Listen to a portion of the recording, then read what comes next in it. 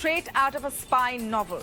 A senior scientist in an important position at the DRDO, that is the Defense and Research Development Organization, is approached by an engineering student from Ambala. She befriends him on social media, asking for advice. They start chatting, messages are exchanged, and video calls take place. But little does the scientist know that the lady he is speaking to as a student seeking advice has been placed there by a Pakistani intelligence operative. 2 days ago, this entire modus operandi was busted with the arrest of Pune-based DRDO scientist Pradeep M. Kurulkar. The Maharashtra anti-terror squad arrested the 59-year-old for communication with a Pakistani intelligence operative. They came, cops said, the cops say, is prima facie of a honey trap. Details have revealed that the scientist was in touch with a woman since September 2022 who turned out to be a front for a Pakistani operative. The case came to light after a complaint filed by the Vigilance Department of the DRDO.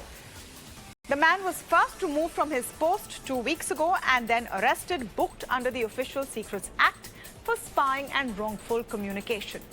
So who is the scientist and how did he get allegedly honey-trapped?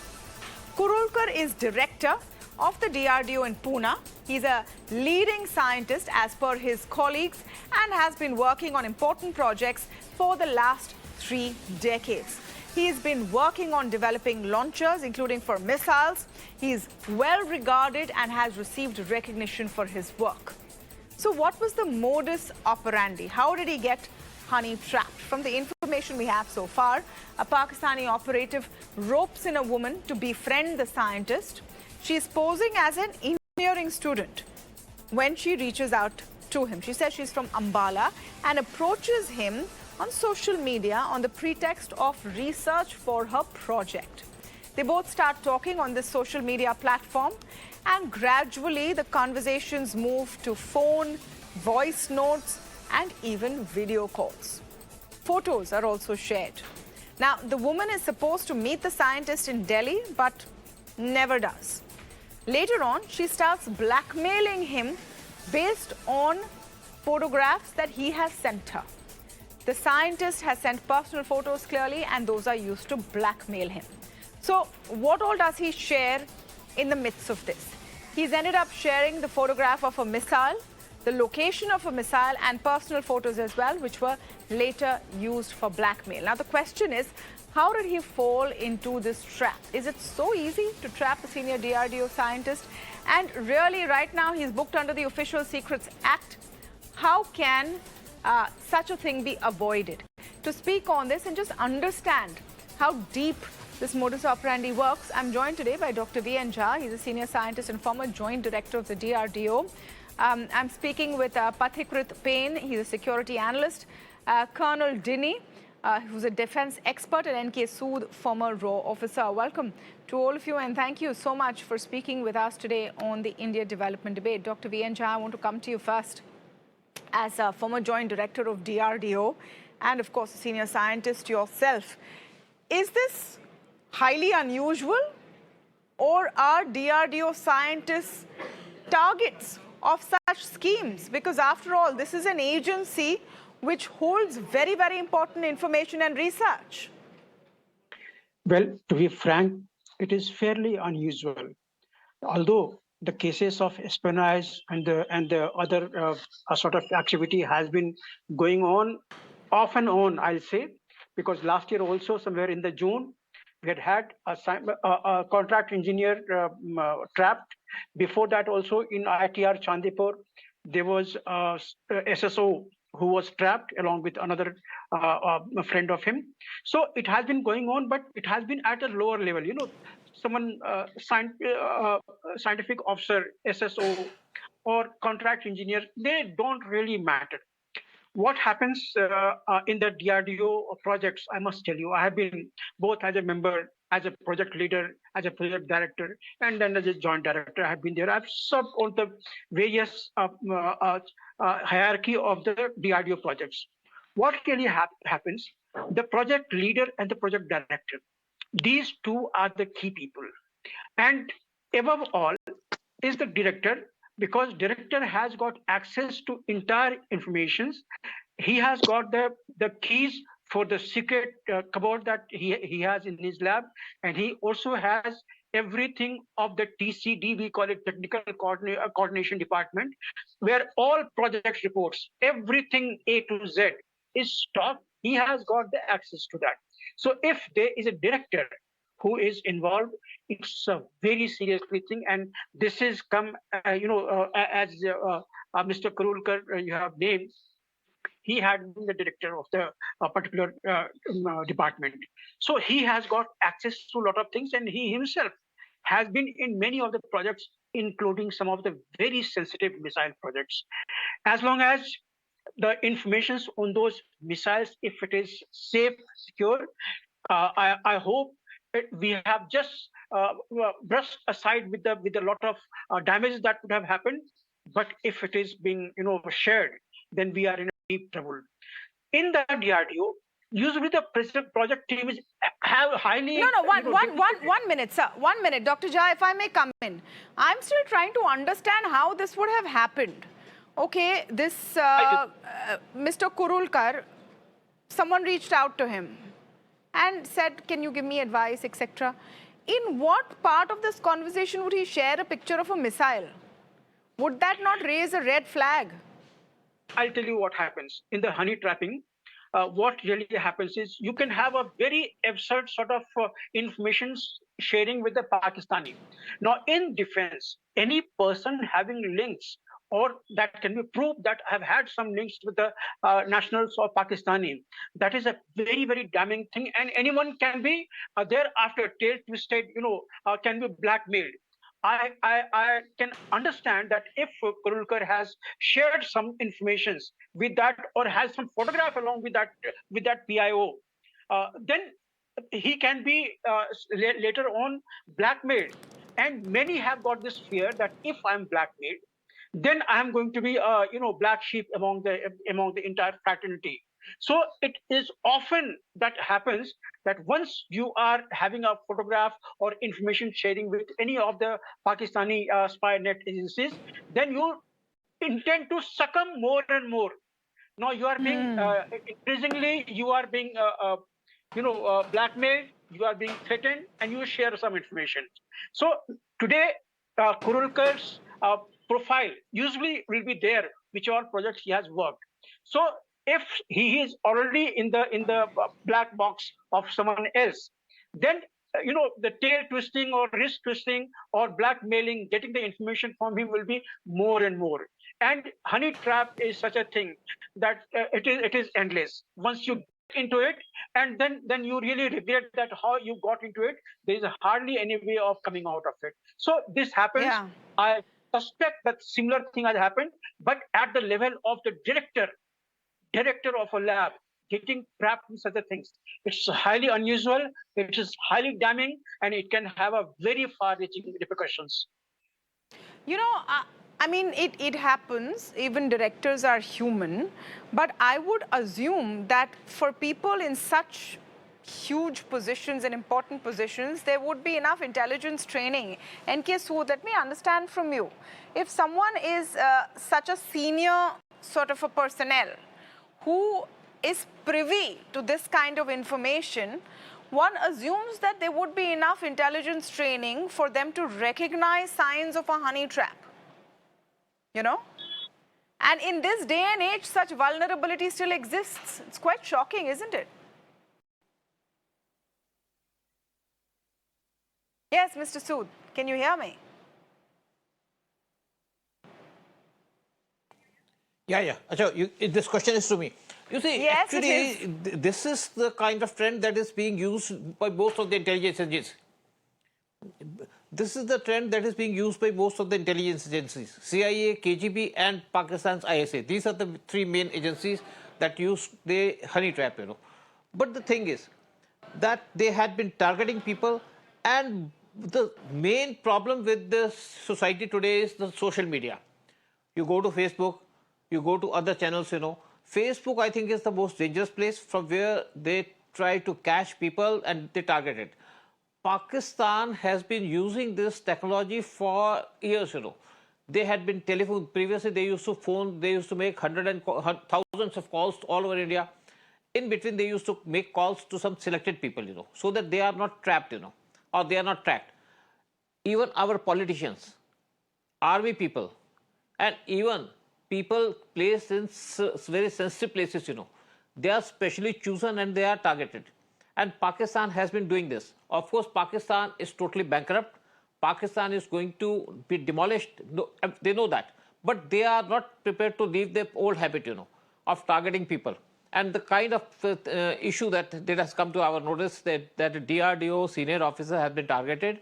And this is actually when the people make some basic mistake. Just to hide that mistake, they go on committing more and more mistakes. And then they are trapped. They go beyond a point from where they cannot come back easily. So this is the kind of thing that has happened. Mr. Sood, just to reiterate my question. Just to reiterate my question. No, 1 minute. Just to reiterate my question, there is no, there's no doubt that, of course, there is a serious malintent, and intelligence agencies tend to use Honeytrap as a tool. But this is not unknown. I'm assuming someone of this seniority would have been trained to recognize the signs and be careful. That even if you befriend someone you're interested in on a social media platform, be careful about how much you share so that you don't become a party to blackmail. I mean, it seems ridiculous that this works at such a high level.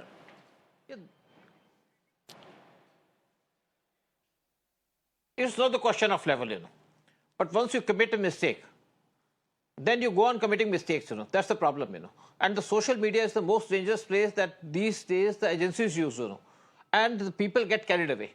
That's the problem. It is always common with all the agencies, 3 Ws. They had been using it. And as far as Indian agencies are there, they only prefer the 2 Ws, Means wine and money, But the other agencies, they go beyond all the limits, Take the case of there. I know number of cases are there where the people placed in high places, they have been trapped. And the most convenient trap is the money.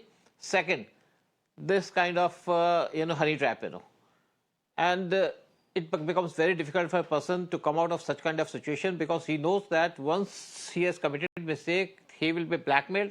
To avoid that, he falls into the trap. And that's a very serious issue for all the people, And I think the people placed at higher places, they should be briefed time and again that they should avoid social media. No, not just social media. I mean, the fact is we're painting this person as a victim. There was a weakness in the first place that was exploited. I think we have to recognize that. There was a weakness that was exploited. Either you're greedy for money or you have other weaknesses. In this case, he was Honeytrap that was exploited. And that is the lacuna that needs to be sort of identified and plugged. I want to get Pathikrit Pain in on this. I'll come back to you, so Pathikrit Pain on this.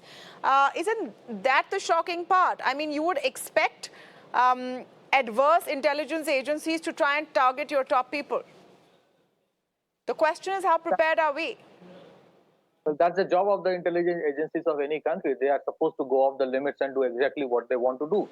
There are 3-4 things. First of all, organizations like DRDO or ISRO or Department of Atomic Energy, generally the scientists and researchers of these organizations are extremely professional. They have high level of integrity. So when you have incidents like this, it actually hurts. These are aberrations. See, let me tell you, Tamanna, what has happened. Over the last half a decade, there has been a very high level of digitization that has happened in this country. Whether the level of sanitization, whether the level of cyber hygiene, education has happened to that extent, that's a question mark. There is a very big question mark. Honeytrap has been one of the oldest trade in the business of espionage. It is nothing new. It has only got amplified in the era of social media, wherein what happens when somebody comes to talk to you, I don't know whether these agencies or these research organizations have given that kind of sensitization as is given to intelligence agencies and army personnel.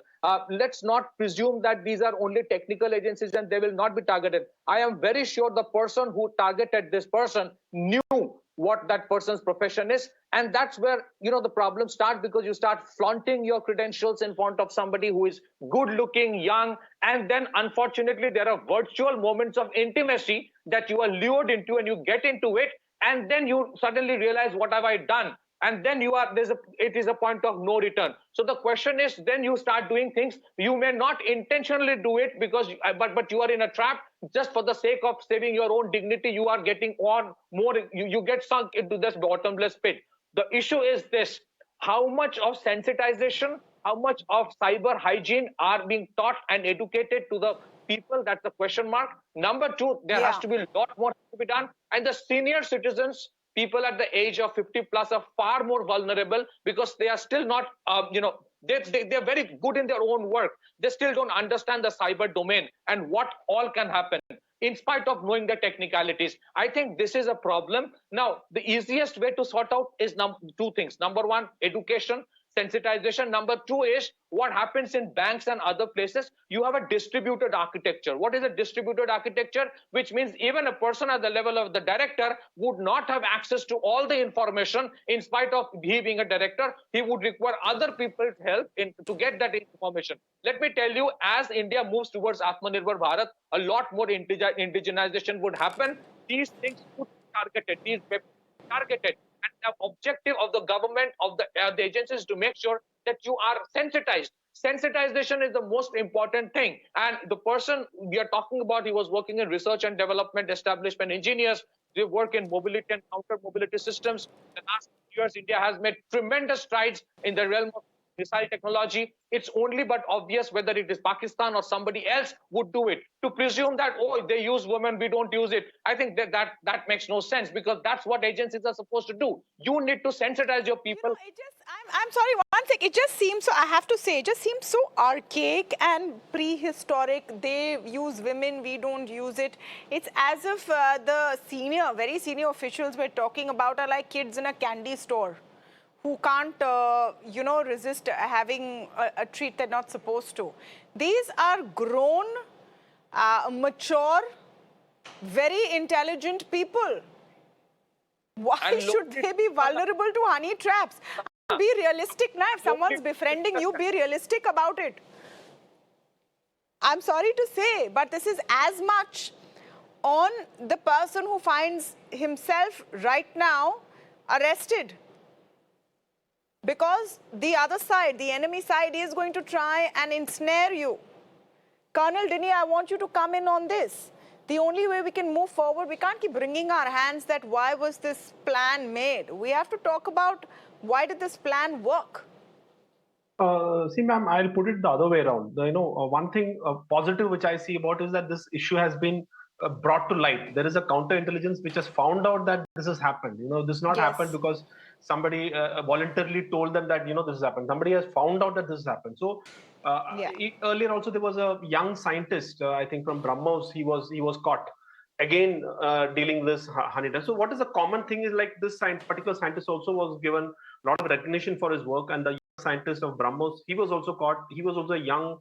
He was awarded with a lot of things. So what I'm trying to say is that people who generally are doing very well, they tend to let their guard off, thinking that people are genuinely giving them respect, people are genuinely giving them a lot of the kind of attention and all, and they fall a prey. And like what earlier, I think Mr. Sood or somebody was mentioning, that they are specifically targeting these people. But it's, of course, as you mentioned, it's quite surprising that at his service and at his kind of level, it is very, very surprising that he fell for something, because in the army, at least, we give a basic kind of information or awareness that you should not be taking any unknown calls, you should not be taking any video calls, no matter from where it comes. So these kind of things are happening at the organization level. So that way it is quite surprising.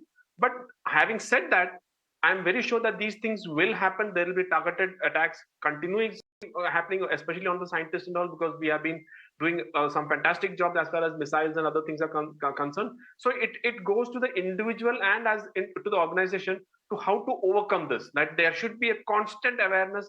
There should be a constant self-education also, that, even if a video call comes and if you do not know who the person is, you're not supposed to, pick it up. So these kind of things, I think, is the need of the hour. Otherwise, we are into serious trouble. Yeah. Dr. Jha, I'm sure there must be some kind of sensitization within the organization, as crucial as the DRDO, which is literally a defense research organization. There must be sensitization, and there should also be a system that if you find yourself blackmailed with some photographs, come and tell us. Don't start sending pictures and confidential documents. It's okay. There has to be some way to remove the shame out of the equation. Very right, Tamanna. This is one Achilles heel area of DRDO. Security part is a little bit of afterthoughts in DRDO. In most of the labs, I wondered if there's a dedicated proactive security or vigilance officer. I wondered if there is. If at all, it is at the headquarters level and at the lab level, where we are having all the projects and everything going on.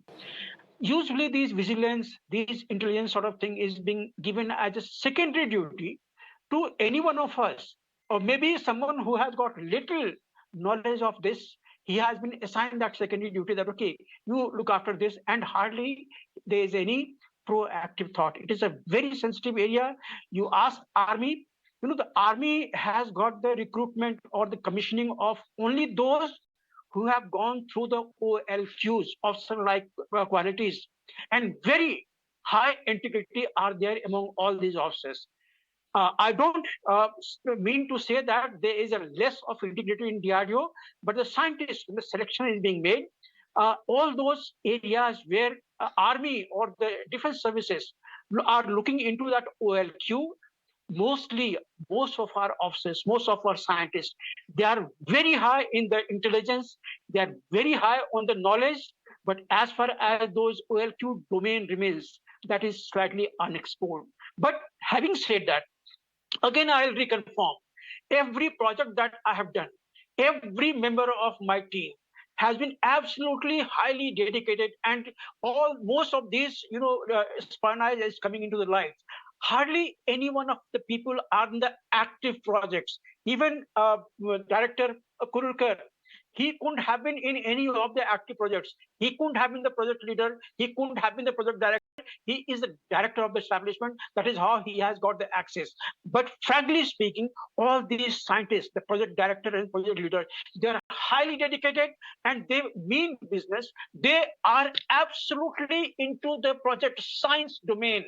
Little they have got anything. Doubt about it. No one is questioning their dedication to their work and to the country. Just 30 seconds. Just 30 seconds. I compliment Colonel Nami, I think his name is that. There is a need to sensitize, because all these scientists who are doing this type of work, in the coming years with the Atmanirbhar, more and more sensitive projects will be coming. So every project team has to be sensitized that what are the ways in which you can be exploited. No, my question is, shouldn't it already happen? I'm surprised if the case is that there isn't already a sensitization project on such, these kind of areas of research work. Mr. Sood, if you can give us some insight into this. And yes, in this case, the intelligence within the organization worked, the vigilance worked. Vigilance department did its job. But one would assume that there would be individual sensitization. Actually, it has to be, but the individual has to be careful himself, He should know what is good, what is bad. Your counterintelligence and other agencies cannot help you. The person himself should be aware of his responsibilities and needs. Only the thing that is harming, is the hunger or misdirection, or when somebody is trying to exploit, because what's so happen, the agencies, the foreign agencies, what they do, they try to approach specific people through this social media only. Try to come closer to them, talk nicely, as this lady has done, she wanted to learn certain things from him, and when they get closer, then they, start sharing things smaller by smaller, They increase step by step. And after that, when they reach a stage, the exploitation starts, So one has to be very careful himself. The counterintelligence agencies or agencies cannot help. The person himself has to be cautious, and he has to be, in all the sensitive places, the people have to be warned specifically, briefed specifically that such kind of things can happen, and be careful. That will help the agencies and the people in this.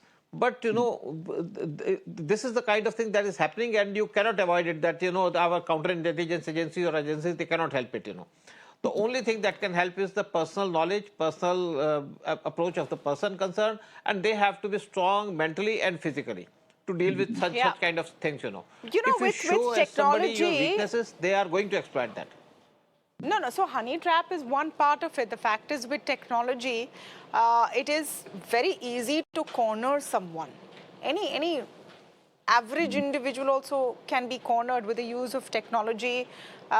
We see that happening. We see all of the loan apps, the Chinese loan apps, how they've cornered ordinary Indians. So, we need to be very careful. It need not depend on the moral integrity or the willpower of the individual.